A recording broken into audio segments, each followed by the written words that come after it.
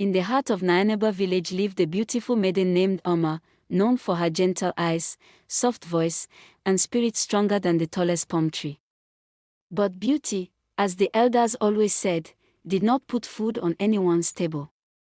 Oma's family was among the poorest in the entire village. Their compound was made of 3 small mud huts.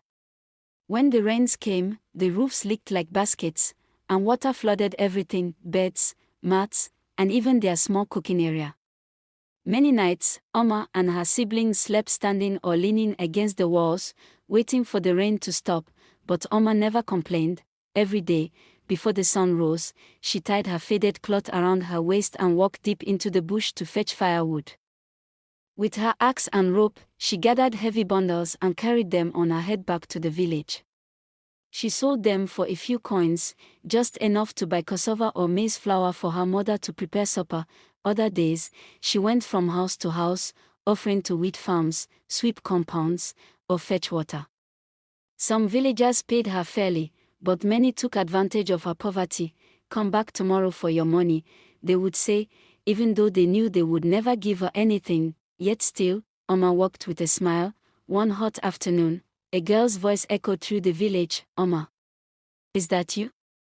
Oma turned, and there stood Efua, her childhood friend who had left the village years ago to live in the city.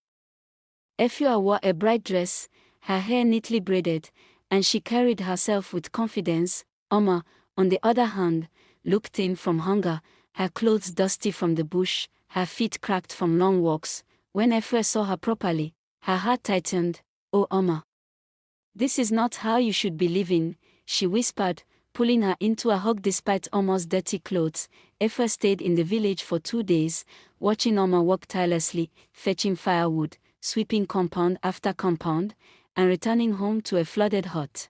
Efua couldn't sleep that night. She thought about the strong girl who had once dreamt of becoming a seamstress, about the laughter they shared as children, and about how unfair life had been to her. On the morning Efua was returning to the city, Oma walked her to the roadside. She believed Efua simply wanted company. She didn't expect anything, but when the car arrived, Efua held Oma's hand tightly. "No," she said firmly. "You are not staying here." Oma blinked in confusion. "What do you mean?" "I'm taking you with me," Efua declared. "You've suffered enough. Come to the city. You will live with me, go to school or learn a trade. Your life will not end here in struggle." Oma's legs trembled. She looked back at her mother and younger siblings standing outside their flooded hut.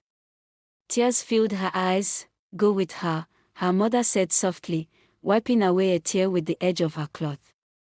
"Your destiny is calling you." And so, for the first time in her life, Oma stepped into a car.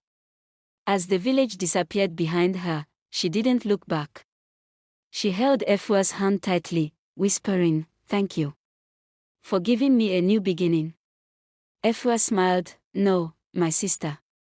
You are going to build your own future. I'm only helping you reach the door." And that was the day Oma's life changed forever, the day hope found her. When Oma arrived in the city, her heart danced with joy. Tall buildings sparkled in the sunlight. Cars zoomed past like angry bees, and everywhere she looked, people seemed busy and full of purpose. Efua's mansion stood proudly on a hilltop, large, shining, and surrounded by flowers Oma had never seen before. To her, it looked like a palace from a dream. Inside were women of all shapes and shades, beautiful, confident, well-dressed.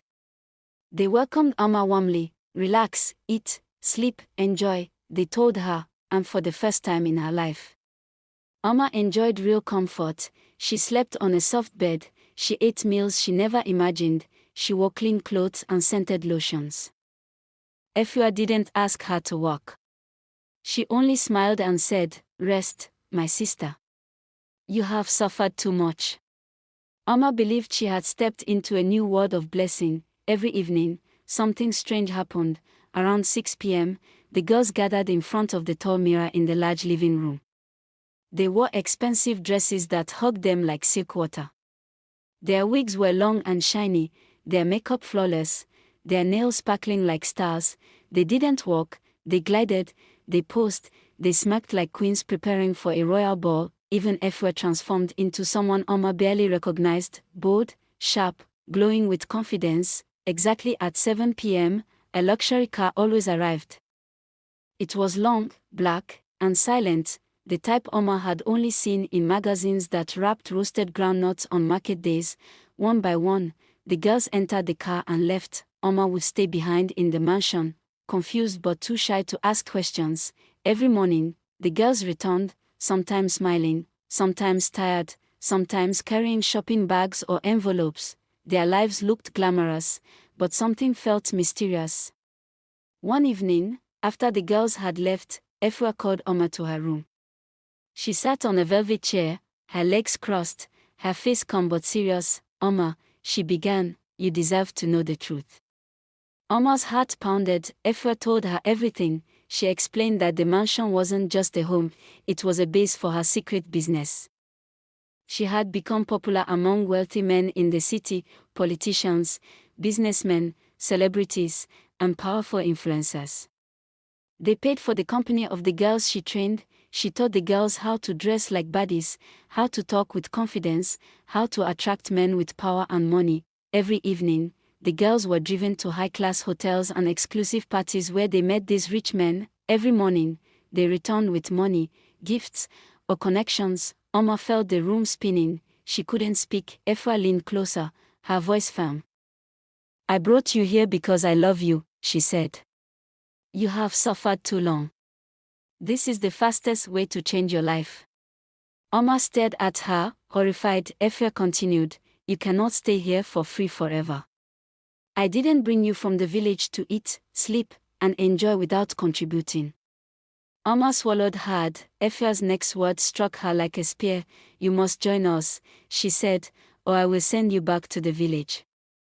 Omar's breath caught in her throat, her dreams, her hope, her escape from poverty, all of it suddenly hung in the balance. Omar stood before Efua, trembling but firm. "No," she said, her voice shaking yet brave, "this is not why I came to the city. I wanted to go to school. Or learn a real work. Not this." Efua's face hardened instantly. Gone was the warm friend who rescued her. In her place stood a cold businesswoman. "Then you can't stay here," Efua said sharply. "If you won't join us, you are useless to me." Before Omar could speak, 2 security guards grabbed her by the arms and pushed her out of the mansion. She stumbled onto the pavement, wearing only the simple clothes she had on. Her heart broke. She had no money, no bag, no food, no one to call. The city, which once felt like heaven, suddenly became a deep, unforgiving ocean. Omar wandered the streets until her legs gave up. She slept near shop fronts, curled up under verandas, and hid behind parked cars when it rained. She had no food for 3 days, only sips of water from a public tap. People walked past her like she was invisible. She cried quietly at night, thinking of her family, her mother's warm voice, her siblings' laughter, but she had no way home. Still, she refused to go back to Efua. Her dignity was all she had left. On the 4th morning, starving and weak, Omar walked past a tall white mansion with golden gates and bright flowers. A sign was pinned to the gate, "Housemaid needed. Apply within." Her heart leaped. Omar had never worked as a housemaid. But she knew how to cook, sweep, wash clothes, tidy rooms. She had done those things all her life in the village. Gathering her courage, she approached the gate and pressed the bell. A young female assistant opened the door and looked her up and down. "Yes. Can I help you?" I came for the housemaid job," Omar whispered shyly. The assistant hesitated, seeing Omar's rough appearance and dusty clothes, but she let her in. Omar sat in a large living room with glittering chandeliers and white marble floors. For a moment, she wondered if she was dreaming. The assistant asked her a few questions. "Can you cook?" "Yes." "Do you clean well?" "Yes, very well." "Do you know how to care for a house?" "I will learn anything I don't know." Her honesty touched the woman. After a short moment, she said, "You are hired. Come tomorrow to start work." Omar's knees grew weak with relief. She managed to smile. Thank you. Thank you so much. That afternoon, she returned to her roadside corner to sleep one last night under the open sky. For the first time in days, her heart felt lighter. She had hope. The next day, she returned to the mansion, clean and prepared as best as she could. The assistant welcomed her and showed her around. Then Omar saw him, her new boss. He was tall, handsome, and extremely wealthy looking. His wristwatch alone could feed her family for a year. His clothes were designer. His scent filled the hallway like expensive cologne, but something else shocked her. Different women left his mansion almost every morning. Some smiling, some adjusting their hair, some wearing designer clothes that didn't belong to them the night before. The assistant whispered to Omar, "That's how he is. He changes women the way people change shoes." Omar kept her head down. This was none of her business. She needed the job, she needed to survive, but deep inside her heart, she wondered, was this mansion truly a new beginning? Or another trap waiting to unfold? Here. Omar worked with all her heart. She swept the halls until they shone like glass. She cooked meals so delicious that even the kitchen staff admired her. She washed, organized, arranged, and cleaned with quiet excellence, never complaining, never asking for more, just grateful for the chance to rebuild her life. Her new boss, Kwame Mensah, barely noticed her at first. He was always busy, meetings, travels, and the endless stream of women who visited him. Omar kept her eyes down and focused on her duties, but slowly.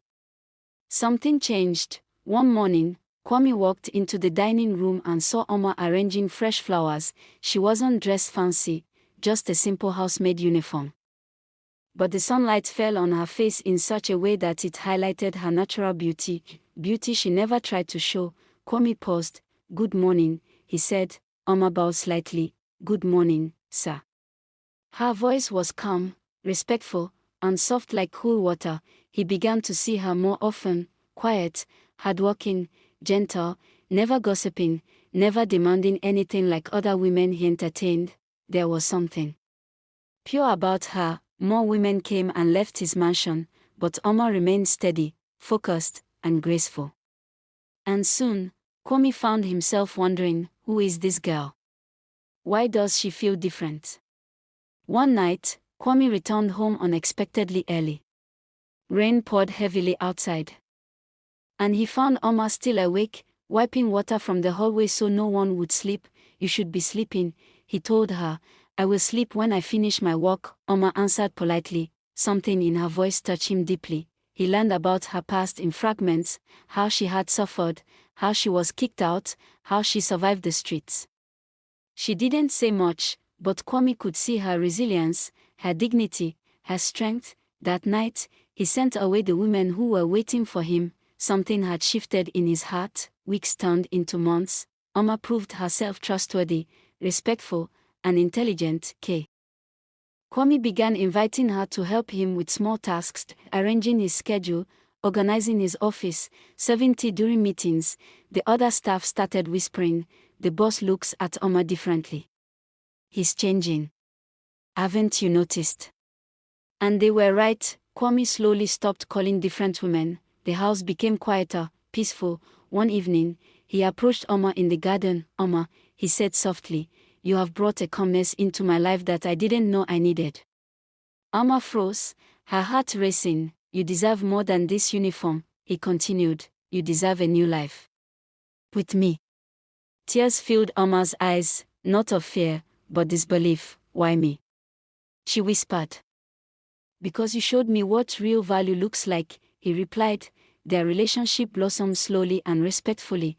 Kwame treated her with care, patience, and sincerity. Omar grew more confident, happier, and more radiant. Eventually, he knelt before her in the very garden where he first confessed his feelings. "Omar, will you marry me?"